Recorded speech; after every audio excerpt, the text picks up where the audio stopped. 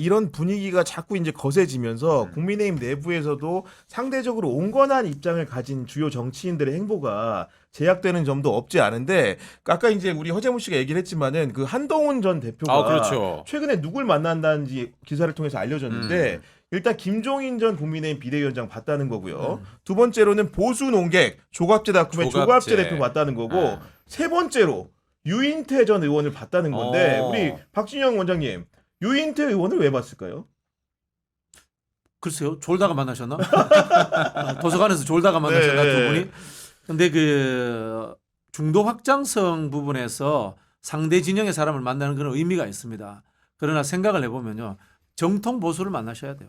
전 솔직히 말씀드려서 한동훈 대표도 별 이념 없는 사람이라고 봐요. 진보도 그치. 아니고 보수도 아니고 그럼요. 고위 관료로서 엘리트 검사 생활하다가 정치권에 온 생애라고 생각하는데 정치는 진보냐 보수냐라는 자기 정체성을 명확히 한 다음에 그 다음에 중도적이고 확장성을 저는 노려야 된다 이렇게 생각을 하거든요. 그렇다면 오히려 뭐 조갑재 씨가 정통 보수인지는 모르겠습니다만은 정규재 씨 정도는 정통 보수인 것 같아요. 제가 봤을 때. 정규재 주필 같은 경우에는 시장주의자라든가 또는 민족주의, 약간은 그 국가주의적 사고를 가진 사람들, 이게 한국에서 이제 정통 보수거든요. 그런 사람들을 찾아서 만나는 건 나쁘지 않다 이런 생각이 들면 뭐 복고일 씨 옛날에 생각나는 게, 공병호 씨는 최근은 모르겠습니다만 공병호 씨도 옛날에는 시장주의자로서의 역할을 충분히 했잖아요, 그렇죠? 네. 지금 부정선거론자에 제일 지금 활발하게 활동해요. 반체제 이사가 됐는데 갑자기. 오 지금 계속 올려요 지금. 네, 그러면 안 되는데. 표까지 만들어가지고 열심히 지금 제일, 이렇게 제일 심해. 한국의 정통 보수는 저는 이회창 총재인 것 같아요. 맞아요. 훌륭한 분이죠. 품격과 그다음에 법치주의 기반의 법치주의, 국가주의적 사고를 맞아요. 갖고 있는 그런 사람 만나야죠. 저는 박진영 원장님 말씀이 옳다라고 생각은 하지만 지금 한동훈 대표가 경험을 하고 뭐 본인의 활동의 폭을 넓히는 게 누구를 만나고 전화 통화하고 문자하고 이걸로는 안 될 것 안 같아요. 된다. 네. 그러니까 되게 의미 있거든요. 어르신들 만나서 여러 가지 좋은 조언 듣는 건 좋은데 이분이 일반 국민의 삶을 모른다니까. 안 그래요? 살아온 삶을 봐보세요. 강남에 제일 좋은 곳에서 살고 계시잖아요. 검사 생활하면서 대접 많이 받으셨단 말이에요. 장관하고 비대위원장하고 당대표는 초 엘리트 코스를 걸어왔어요. 그것도 빠르게. 네. 이분이 과연 대리운전 이용해 봤을까요? 술도 안 드시잖아요. 그러니까, 네. 그러니까 드시네. 대리운전 하는 분들이 이 추위에 대리운전을 하면서 무엇을 어떻게 느끼는지 그런 것들 얘기하면서 좀 들어봐야 될 거 아니에요. 그렇죠? 그리고 무안공항에서 그렇게 참사를 당하신 분들 유족들의 마음, 그 마음은 어떤가 그것도 다 들어봐야 되고 그런 다양한 체험의 삶의 현장을 누벼야 되는데 그냥 집에 있으면서 문자하고 누구 만나러 밥 먹고 스타벅스 가서 커피 마시는 거 사진 찍고 이거 가지고는 대한민국을 이끌어 나갈 지도자라고 평가받고 인정받기는 어렵지 않을까 그런 생각이 좀 들어요. 장 안타까워요. 소장님 이야기하시는 게 정답인 게 그게 이른바 보수들이 가져야 될 온정주의라는 거예요. 온정주의. 네. 진보는 이거를 포괄적 복지로 풀려고 하고요. 보수는 온정주의, 기부문화, 노블리스 오블리제 이런 걸로 맞습니다. 풀려가는 게 정통 보수의 입장이죠. 그런 부분들을 가져야 되는데 즉 이런 겁니다. 이게 민주당 주제가 없어서 제가 또 일부러 하나 꺼내가 싶은데 임종석 실장이 아까도 이야기했잖아요. 막 친명 비판, 친문 비판 이런 걸로 한단 말이에요. 사실 대권 주자는 그런 게 아니라 나는 누구인가를 이야기해야 돼요. 그렇죠. 내가 대통령이 되면은 시장주의를 하겠다. 케인주의를 하겠다. 어떻게 바뀌는지를 안보에 있어서는 한미일 안보 중심으로 하겠다. 아니다. 균형 자론을 하겠다. 그럼 러시아하고도 친하게 지내겠다라는 내가 대통령이 된다면 대한민국 이렇게 끌고 갈게라는 이야기를 먼저 꺼낸 다음에 그 자기 내용을 가지고 사람들을 만나야 되는 거예요. 근데 그거 없이 지금 기교만 부리고 있는 거예요. 그러니까. 여야의 많은 주자들이 그런 느낌을 주는 것은 좀 상당히 문제가 있다. 네. 그런 생각이 들고요. 또 재밌는 게 길에 다니면 한동훈 나와라 이런 플랜카드가 엄청나게 맞아. 걸려 있어요. 당원 일동 뭐 이렇게 예, 해가지고. 뭐 어디 네. 당원 일동했는데 어떤 느낌이냐면 이게 옛날에 우리 해방 직후에 민족의 위대한 지도자 공산주의자 박헌영 나와라 전국에 플랜카드 붙였대. 그런 느낌인데 이거 하지 마 이런 거죠. 너무 올드한 스타일이라는 올드해요, 거죠. 올드해. 예. 뭔가 좀 이렇게 자발적인 느낌을 주는 것 같으면서도 올드하다 보니까 자발적이지 않은 것 같은 느낌도 주는 묘한 게 있는 건데 본인이 아젠다를 이야기하고 나온다 하더라도 현재 지금 입지가 굉장히 작고 세력이 동력이 좀 딸리지 않나요? 활동하기가 대단히 제한적이죠. 어쨌든 여론조사를 보면 한 3등, 4등 뭐 이렇게 나오고 맞아요. 있고 네. 본인들은 국회에서의 의원 숫자가 늘어났다. 자신들을 지지하는 의원 숫자가 세력화됐고 늘어났다라고 네. 하는데 그분들 몇몇을 좀 살펴보면 정치적인 역량이 있다거나 오, 이 사람까지도 한동훈을 돕는다고? 한동훈 만만치 않겠네? 이런 분은 특별히 보이지 않더라고요. 그럼 정체돼 있다고 봐야 되거든요. 근데 상황을 대단히 낙관하고 있어요. 지금 이미 그쪽은 네. 그래서 제가 봤을 때는 뭐 다음 주 중에는 활동을 시작할 거는 맞아 같은데 김상우 의원이 비슷한 얘기 하더라고요. 맞아요. 네. 그분들의 생각은 뭐냐면 이번 주에 어제랑 목요일 날 이제 윤석열 대통령 헌재에서 여러 사람들과 대면 신문 받는다. 그러면은 비상계엄이 얼마나 잘못됐고 허황된 것이었는지 국민들에게 알려질 거다. 그거를 반대한 나 한동훈 스토리가 있다. 다시 돌아온다. 그 명분을 갖고 내가 음. 국민의힘과 보수를 뭐 건전하게 건강하게 바꾸겠다. 이런 식의 논리를 갖고 나오려고 하는 것 같은데 지난번에 당대표 됐을 때 63% 얻었다. 그렇죠. 그때도 내가 윤석열하고 그냥 안 좋고 사이가 안 좋고 각을 세웠는데도 63% 얻었다. 네. 당원들이 바뀌었다. 그래서 이번에도 내가 나가면은 김문수, 홍준표 다 정리하고 내가 당원들의 압도적인 지지를 받아가지고 내가 대선 후보 될 거다라고 대단히 네. 낙관적으로 생각을 하더라고요. 시나리오 자체가. 근데 네. 이제 그때랑은 정말 상황이 많이 바뀌었고 대통령 탄핵과 보수가 완전히 지금 극단적으로 서로 흥분해가지고 맞아요. 갈라졌잖아요. 음. 그리고 과연 당대표 깜과 이 나라를 이끌어 나갈 대통령 깜 이거 판단하는 건 다르단 말이에요. 그런데 그런 것들은 차치하고 나는 당원들이 지지할 거야. 내가 대선 후보 될 가능성이 많아. 이런 식의 생각과 판단을 대단히 낙관적으로 하고 아니 있더라고요. 장수환님 말씀대로 실제로 한동훈 그 전 대표의 그 대권 주자 지지율이라는 게 한때는 뭐 20% 가까이 됐다가 엄청 잠식이 돼가지고 10% 밑으로 떨어진 상황이고 당내 1등도 아니고 3, 4등을 달리고 있는 상황이란 말이에요. 그러다 보니까 결국은 혼자 자력으로는 어렵다는 판단을 할 수도 있고 지금 아까 열거했던 뭐 김종인이라든가 조갑재라든가 김사욱이라는 사람이 누구랑 공통분모가 있냐면 이준석 의원하고 사실 공통분모가 많은 사람들이에요. 그러네요. 그러다 보니까 그래서 이제 뭐 연대론 이야기. 네, 그러니까요. 나오는데요. 네. 지금 현실로서 이준석 대표가 김문수 같은 사람이 지지율이 많이 나오는 상황에서 국민의힘으로 돌아갈 수 없어요. 그럼 한동훈이 나갑니까? 나갈 수도 없어요. 한동훈도. 저는 그건 아니다라고 보고요. 지금 한동훈 대표가 해야 될 일은 아까 말씀드린 나는 누구인가? 그 부분에서 특히 나는 윤석열과 무엇이 다른가를 이야기해야 돼요. 정확하게. 자, 네. 한동훈을 왼쪽에서 비판하는 사람들은 똑같은 검사야. 이렇게 이야기합니다. 한동훈을 오른쪽에서 비판하는 사람은 윤석열을 배신한 사람이야. 이렇게 이야기합니다. 결국 한동훈이라는 사람의 정체성은 윤석열에 의해서 만들어진 정체성이에요. 아바타였어요. 근데 아바타였는데 그게 왼쪽 아바타인지 오른쪽 아바타인지 우리 궁금한 거야. 이걸 차별화시켜가지고 자신을 설명해주지 않으면 네. 양쪽 모두로부터 저는 지지를 잃지 못할 것이다. 그런 생각이 들고요. 그래서 이게 사실 돈 받고 이야기해야 되는데 좀 고급지게 표현하자면은 윤석열의 법치주의와 한동훈의 법치주의는 무엇이 다른지 차별점을 그렇죠. 윤석열의 보수와 한동훈의 보수는 무엇이 다른지 설명해내지 않으면은 제가 봤을 때는 중간에서 배회하다가 소멸되어 버릴 것이다 이런 생각이 듭니다. 원장님 그러면은 윤석열과 한동훈의 완벽한 결별은 아직 없었던 거죠. 지금 다 끊어냈다고 보기에는 좀 완벽한 결별 뭐 이런 느낌은 아닌 거예요. 그러면 그러니까 저처럼 왼쪽에서 비판하는 사람은 알고 보면 똑같아.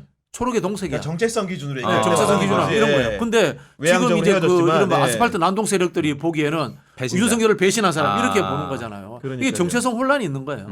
그리고 이제 다른 후보들도 여러 가지로 준비를 하고 있는 것 같은데 그 홍준표 대구시장이나 오세훈 서울시장 같은 경우에는 이렇게 얘기 들어보면은 2월 28일까지 만약 시장직을 사퇴하지 않으면은 올해는 이제 재보선이 없는 상황이 된다면서요. 맞아요. 그러다 맞아요. 보니까 결국 그 시점을 두고도 시장직이라는 게 이분들이 대선이 나오게 되면 대행을 세워야 되는데 그게 과연 국민을 위한 길이냐 이런 판단도 좀 해야 되지 않습니까? 근데 이제 정략적으로 생각을 해보면 이번에 이제 일찌감치 그만둬가지고 재보궐선거가 이루어진다? 그러면은 대구 쪽이야 뭐 국민의힘이 당선될 가능성이 되겠지. 많죠. 예. 그렇죠. 예. 서울시장은 이거는 뺏길 가능성이 많거든요. 그거에 대해서 상당히 또 보수 진영 내에서 당내에서 우려가? 당신 그러면 안 돼라고 생각을 하고 있어서 제가 봤을 때는 대선 후보 경선 과정 중에서도 시장직은 두 분 다 갖고 경선을 할 가능성이 높아요. 그러고 나서 이제 후보가 되면 네. 시장직을 던지고 안 되면은 다시 시장지 복귀하고 그럴 가능성이 좀 높아 보인다. 그런 상황이 높다는 말씀이시고 예전에 이재명 대표도 그 경기도지사 그랬었잖아요. 그런 상황이니까 한 건데 그리고 이제 국민의힘이 최근에 보니까 이재명 대표가 완전 실용주의 노선을 선포하고 여러 가지 민생과 관련된 얘기들을 뭐 반도체 특별법도 이번 주 월요일에 토론회를 주재하고 하다 보니까 본인들도 굉장히 민생 행보를 이번 주 들어가지고 많이 하는 모양새인 거고 어제 같은 경우에는 그 당정협의를 무려 오전과 오후 두 차례 열어가지고 한 번은 반도체 특별법 얘기하고 뒤에서는 지방에 있는 미분양 아파트의 상대로 한 대출기의 완화 문제를 금융이랑 논의하고 하는데 이런 부분들이 결국은 어떤 흐름이라고 봐야 될 것 같습니까? 네. 제가 사실 뭐 친명입니다만 이재명 대표 칭찬 잘 안 하는 친명이잖아요. 이거 이재명 효과입니다. 이재명 대표가 정말 잘한 겁니다. 이재명 대표가 이 극단적인 정쟁의 와중에서도 민생 경제를 챙기고 그런 모습들을 지속적으로 뉴스를 내니까 여당에서도 따라올 수밖에 없는 거예요. 여당도 정신 차려야 되는 게 저는 사실 여당이 없었다고 봐요. 지난 2년 반 동안 여당이 내건 플랜카드 보세요. 민생 경제 챙겼다는 플랜카드 하나도 없어. 야당 공격하는 플랜카드만 온 거야. 이게 실제로 보면은 국정 운영을 한 적이 없어요. 윤석열 대통령과 여당이 맨날 야당이 발목 잡는다 이런 이야기인데 발목이 없었어. 국정을 한 적이 없어. 솔직히 말씀드리면 이제 와서 국정하겠다고 하는 거예요. 근데 그 이유가 야당 대표가 먼저 국정에 깊은 관심을 갖고 직접적으로 그것을 해결하려고 하는 의지를 보이니까 따라왔다. 이런 측면에서 프레임 전환을 이재명 대표가 굉장히 잘했다. 이거는 뭐 저 본인의 전략의 문제이기도 하지만은 대한민국을 위해서도 잘했다. 포지티브 경쟁으로 가는 것이 참 좋다. 이 말씀 드리고 싶어요. 저는 조금 좀 다른 생각이에요. 그러니까 이재명 대표께서 과거에 했던 말과 180도 다른 얘기들을 좀 하시는 부분들이 있고 흥묘 백묘론 얘기하시면서 윤석열 정권 좋은 정책 내가 하겠다라고 하는데 그러면은 윤석열 대통령 왜 탄핵했냐, 그 장관들은 왜 탄핵했냐 이런 비판도 받을 수 있을 것 같고 갑자기 저렇게 바뀌면은 아이고 대통령 되려고 좀 불안감을 없애려고 그러는구나. 그럼 대통령 되고 나서는 또 원래대로 되도록 하겠네. 이런 비판도 받을 수가 있을 거예요. 그런 의심을 할 수 있다. 네. 그래서 저는 저렇게 중도 쪽으로 자꾸 뭐 외연 확장 아니면은 좀 시장에서 불안감을 느낄 수 있는 정책들은 좀 바꾸려고 하는 모습은 좋은데 그거 본인이 직접 안 했으면 좋겠어요. 왜냐하면 그런 비판을 받을 수가 있으니까 아까 말씀드린. 그래서 차라리 옆에 좀 괜찮은 보수주의자들 경제학자들 있잖아요. 네. 그런 사람들을 좀 옆에 두면서 이재명 대표가 집권했을 때 세상이 너무나 급하게 변할 거야 라는 의심을 그 사람들을 통해서 떨어버려야지. 사람을 통해서 본인이 바뀌게 되면 벌써 이제 지지층도 반발하잖아요. 이게 속셈이 뭔가 이렇게 생각한다는 거지. 아니, 그러기도 하고 지지층에서도 52시간제 이거 R&D 산업 이거 반도체 산업 이거 그냥 연구를 한꺼번에 하겠다라는데 내가 이거 왜 뭐라고 해야 되지 막 이러잖아요. 그러면은 이제 민노총이나 그런 전통적인 지지층에서 뭐 하는 거야 당신 지금 노동정책 바꾸는 거야 삿대질할 수 있으니 옆에 그렇게 좀 유연한 괜찮은 보수주의자들을 옆에 두음으로써 걱정하지 마세요. 제가 되더라도 그렇게 세상 확 바뀌지 않아요. 그런 불안감을 떨어버리는 그런 전략을 하시는 게 어떨까? 예전에 DJ가 대통령 될 때 정말 보수주의자 중에서 왕보수주의자 김종필을 손잡고 이종찬 손잡고 김중건 손잡아가지고 총리 시켜주고 국정원장 시켜주고 비서실장 시켜줬잖아요. 네. 권력의 3대 축을 다 보수 쪽 줘버렸단 말이에요. 그러니까 이인재가 나갔기 때문에 물론 DJ가 됐겠지만 이인재가 만약에 나갔더라도 불안감이 있었으면 그래도 안 찍었을 거예요. 그러니까 좀 형식을 조금 바꾸시는 게 어떨까. 저는 좀 그런 생각이 들더라고요. 그래도 근데 정치 리더가 아젠다를 던지고 그거에 대해서 갑론을박하면서 사회적인 공론화 토론하는 건 되게 건강한 거 아닙니까? 그게 확 바뀌었잖아. 그러니까 예전에 계속 주장하던 거를 주장을 하면서 그래서 논쟁을 부는 건 괜찮은데 예전엔 이렇게 주장했다가 너무 지금 확 바뀌었잖아. 유턴해버렸다 이거잖아요. 그러니까 쉽게 얘기해서. 과거에 그렇게 얘기했잖아. 그러면 거기에 입장이 바뀐 논리를 정교하게 제시를 해야 되는데 저 사람들이 그렇게 얘기하니까 내가 좀 그것도 수긍이 되네. 이렇게 얘기하면 안 된다는 거지 내 말은. 저기 댓글에 장성철 또 이재명 욕하네. 욕한 거 아니잖아요 이거는. 그게 이 프레임인데 그 김갑수 선생의 프레임이야. 예를 들자면 김갑수 최경은 이 두 사람의 프레임이라고. 안 바뀌면은 고집 세뇌 안 바뀐다라고 또 욕을 해. 아니 맞아요. 바뀌면 또 이래도 바뀌었다고 욕을 하고 이런 건데 욕먹습니다. 네. 저는 이런 생각이 들어요. 이재명 대표 주위에 이제 보수적인 세월함을 세워라 이 이야기도 좀 의미 있는 접근법인 것 같고 제가 있잖아요. 저는 뭐 제가 그런 이야기들 자주 합니다. 저 사실 문재인 정부 때에도 소득주도 성장이라는 단어 자체를 별로 안 좋아했어요. 왜냐면요. 집권하고 국정을 운영하는 사람들은 아이디어 내는 게 아니야. 주류적인 흐름으로서 보편화된 것들을 실천시키는 거예요. 검증된 것들을 당연하죠. 네. 쉽게 말씀드리면은 월드컵 경기는 검증된 최고의 선수들이 나가서 좋은 성적을 내는 곳이지 신인 발굴하는 데가 아니야. 국정도 마찬가지야. 그럼요. 설립은 아이디어 내는 곳이 아니야. 그런 부분에서 문재인 정부에서 소득주도 성장이라는 아직도 실험이 덜 끝난 정책을 국정 목표로 갖고 온 건 굉장히 저는 문제가 있었다 이런 생각이 드는데 그런 비판들을 아마 이재명 대표에게도 많이 했을 거예요. 그러다 보니까 지금 이 기본소득시라든가 기본 시리즈는 지자체 차원에서 좀 더 실험을 하자. 네. 그리고 미래의 이상형으로 놔두고 그럼 보편적으로 하는 것은 뭐냐. 일단은 혁신적인 성장을 이루고 혁신적인 성장의 바탕 위에서 진보들이 추구하는 복지국가를 접목시키자라는 하나의 기본 방향을 정한 것 같아요. 다만 이제 그런 설명들을 우리 장성철 소장이 귀에 들릴 만큼 안 했다. 뭐 이렇게만 이해를 하시면 될 것 네. 같고 이론적 바탕을 제가 제공했으니까 이렇게 설명을 드립니다. 네. 이런 그 정책적 그런 변화 속에서 지금 어떤 얘기들이 야당 내에서도 나오고 있냐면은 네. 기본적으로 요지 화두만 말씀드리면 바로 개헌론입니다. 개헌론. 어떤 안 거냐면 돼요. 김경수 전 경남지사도 어떻게 얘기를 했냐면 탄핵의 종착지는 개헌이 불가능한 개헌이라면서 이재명 대표가 개헌 추진을 앞장서달라 이렇게 말하거든요. 안 돼요. 왜 안 됩니까? 네. 개헌은요 어느 한 군데에서라도 반대하면 안 되더라고요. 그러니까 대통령, 여당, 야당이 있잖아요. 이 세 가지 축 중에서 한 군데라도 미적거리거나 안 해 그러면 안 되더라고. 삼위일체가 돼야 되는구나. 네. 근데 지금 여당도 그렇게 별로 생각이 없는 것 같고 뭐 이재명 대표도 나 이대로 가면 내가 대통령 하는데 왜 개헌 네. 문제를 꺼내가지고 내가 왜 이러고 지금 대통령은 부재한 상황이고 네. 그래서 지금 화두를 던져가지고 그냥 분위기 바꾸려고 하는 것은 이해가 되는데 이거 가지고 소모적인 논쟁 안 했으면 좋겠어요. 근데 이제 보니까 오늘 제가 상황들을 좀 봤더니 재밌었던 게 성일종 국방위원장이 있잖아요. 이분이 이제 내일 국가 대개조를 위한 개헌 토론회를 하는데 그 연사로 누가 나오냐? 그 김종인 나오고 김진표 나오고 이재호가 나옵니다. 이런 상황에서 어떤 메시지를 던졌냐면은 아까 김경수가 이재명 대표한테 하는 얘기가 똑같습니다. 성일종 의원이 여당 중진 의원인데 어떻게 던지냐? 지금 개헌의 키를 쥐고 계신 분이 바로 이재명 대표라면서 그렇죠. 정중히 초청한다 이러면서 여당 안에서도 조호영 의원이 개헌 특위를 만든다는 얘기가 나오고 있고 하기 때문에 흐름이 조금 있는 게 아니냐는 얘기도 있거든요. 아니에요? 옛날에 네. 그런 흐름이 더 강한 적이 다 아, 계속 더 훨씬 더 강했어요. 세져 있었다. 예. 많이 있었던 것 같아요. 어쨌든 그 개헌 관련된 논문지 국회에서 발행한 거 이렇게 두꺼운 거 몇 번씩 있어요. 그래서 나는 논의할 필요도 없다고 생각해. 있는 거 쓰면 된다. 네. 결심의 문제예요, 결심의 문제. 제가 저기 민주당 개헌특위 위원이잖아요. 아, 그, 그리고 정부에서도 개헌특위 실무자 했었고요. 네. 지금 이제 이야기하시는 개헌들은 개풀 뜯어먹는 개헌이다. 개풀 뜯어먹는 개헌이다. 네. 이런 말씀 드리고 싶은 게 왜 그러냐면요. 우리나라 개헌 절차법이 없어요. 8.7전 헌법을 급하게 만들어가지고. 그리고 개헌하는데 지금 최소한 6개월 이상이 걸려요.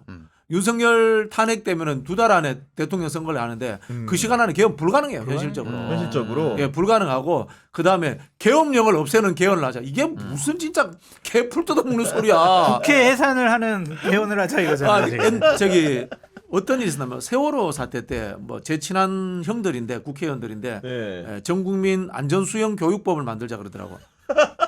그게 수영의 문제가 아니잖아요. 세월호 진짜 사태가. 이상하다 그거는. 네. 똑같은 거야 네. 지금 개헌을 하면 권력 구조의 문제라든가 그다음에 시민권의 문제, 수많은 경제 문제 이런 것들을 다 다룰 수 있는 종합적인 개헌을 해야 되는 거잖아요. 근데 지금 계엄령을 없애는 개헌을 하자. 이게 무슨 소리야 진짜. 아니 근데 우리 박진영 원장님하고도 교분이 두터운 것으로 알고 있는 이광재 전 국회 네네네. 사무총장 네. 같은 경우에도 그 대선 승리를 위해서라도 개헌을 능동적으로 밀고 나가자 이런 얘기를 하시더라고요. 하면서 네. 자신의 개헌 구상도 열거하면서 이번에는 음. 최소한의 개헌 조항을 국민투표에 한번 해보는 게 어떠냐 이런 제안도 하시더라고 하기는. 근데 그게 절차적으로 불가능해요. 그래, 불가능해요? 절차법이 없어요 지금. 아예. 예, 없기 때문에 현실적으로 불가능하고 제가 봤을 때는 저는 개헌론자입니다. 다만 대선 후보들이 개헌을 약속하자. 이게 정답인 것 같아요. 다 약속해요. 어. 개헌한다고. 약속하자. 그러다 협약하자. 안 해. 그래서 회의적이야. 내가 대통령 되면은 개헌하자 할게. 이게 저는 정답이라고. 아니 근데 이렇게 그 장성철 소장 같은 경우에도 실제로 이제 국회에 몸담았을 때 그런 부분들 하도 많이 봤으니까 좀 회의적이신 저는 건데 회의적이에요. 아니 왜 안 되는 거예요 그럼 결정적으로? 아까 그러니까. 얘기했잖아요. 권력을 잡은 쪽에서 뭐 의지를 갖고 밀어붙여야 되는데 대통령이 되면 다 안 하더라고. 근데 대통령 되기 전에 후보들은 다 한다 약속을 그러잖아. 해요. 그래서 의지의 문제다라고 보여진다니까. 이거 제가 음. 해결점 갖고 있어요. 뭡니까? 저거 하면 돼요. 저 4년 중임제 정부통령제 개헌하고 네. 부칙 조항에 있는 현 대통령은 해당되지 않는다. 그거 네. 없애버리면 돼요. 아니 그런 얘기도 계속 매번 했었는데. 그럼 그렇다고 하면은 시기는 상관이 없는 거예요? 시기 상관이 없죠. 상관이 없고. 예를 들자면 이런 거 아닙니까? 금방 우리 장성철 소장 이야기했던 이야기가 화장실 갈 때 마음하고 나갈 때 마음이 다른 거잖아요. 급한 거야. 그러니까 개헌 약속하는데 대통령 되고 나면 내 임기 줄여서 개헌하기 싫다 이 이야기 아닙니까? 그렇죠. 다들 그렇죠. 그렇죠. 네. 그러면은 화장실 갔다 나온 뒤에는 화장실 갔다 나온 거 그거 없애줄게. 새로 화장실 가는 걸로 하자. 이렇게 하면 되는 거예요. 그래 4년 중임제 개헌에 현 대통령도 다시 출마할 수 있다라는 규정을 넣어주면 돼요. 근데 그것도 있는데 현직 대통령이 개헌에 미적거리는 이유는 뭐냐면 가장 중요한 제왕적 대통령제 부분을 고쳐야 된다라는 거잖아요. 그렇지. 대통령의 권한을 축소시키는 개헌이 될 수밖에 없단 말이에요. 음. 그럼 안 하지. 그건 왜 하겠어요? 내가 되는데. 그렇지. 네. 불가능하잖아요. 아. 이제 심리적인 부분이고 그래서 제가 정책적인 부분으로 제안하고 싶은 게 이런 거예요. 일단 감사원의 국회 이전. 그러니까 그거 안 한다니까 대통령 아니, 권한이. 예를 들어보세요. 개헌하지 않고 감사원의 국회 이전. 네. 그다음에 행정부의 입법권 폐지. 그다음에 요 예산 편성권 문제는 저도 자신이 없어요. 자신이 없는데 원래 국회로 와야 되는데 우리나라 국회 수준이 워낙 솔직히 그러니까 말려들 수. 이게 예. 예산 현재 심의권이죠 국회가 심의권인데 심의 조정권 의결. 정도 예. 심의 의결 조정 의결권 정도 요 정도에서 세 가지를 대통령 후보들이 모두가 서약서 쓰는 거야 가지고 최소한의 개헌하자라고 서약서 정도 쓰면 어떨까 이런 생각 듭니다. 그런 수준의 정리를 하자는 말씀이시고. 근데 그 정도 가지고는 네. 국민들이 찬성 안 할 것 같고 대통령의 권한을 권력- 이번에 그렇죠. 맞아요. 윤석열 예. 대통령이 어쨌든 제왕적 권한을 행사하면서 그렇죠. 예. 뭐 비상계엄도 막 해버리잖아요. 그러니까 그런 권한들을 대폭적으로 줄이는 개헌을 해야 국민들이 받아들일 텐데 현직 대통령이 안 한다니까 대통령 되고 나면. 개헌을 하기는 해야 되는 게요. 이거 우리 헌법 자체가 구조적 문제를 안고 태어났어요. 이승만이 원래 내각제로 만들어진 그 헌법을 대통령제로 하룻밤에 바꾸면서 바꿨잖아요. 네. 대통령제에 없애야 되는 국무위원, 총리, 그다음에 뭐 대통령의 그 입법 권한, 그다음에 또 이 국회의원들을 장관에 임명하는 것 이런 것들이 막 섞여 버려 가지고 짬뽕이 된 거예요. 원래 대통령이 의회와 정당에 아예 개입을 못 하게 해야 돼요. 미국처럼. 일단 내일 저기 성일종 의원이 개최하는 거는 저희 경향 대표로는 박진영 원장이 보내는 거. 저희 쪽에서는 그렇게 하도록 하죠. 이거 진짜 이런 제가 제일 많이 알아요. 진짜. 네. 이런 논의 한 수백 번 했어요. 그러니까 지금 네. 여기서도 안 끝날 것 의미가 같아가지고. 없어. 네. 네.